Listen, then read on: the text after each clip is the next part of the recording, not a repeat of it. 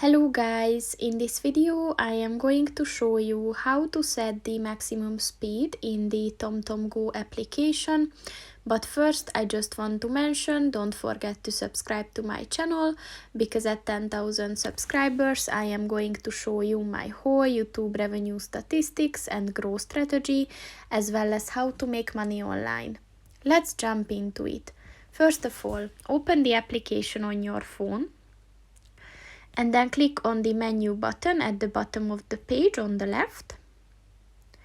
And then scroll down and click on the settings button. And then scroll down and click on the vehicle profile button. And within this section, look for the maximum speed button and click on that. And you can set it in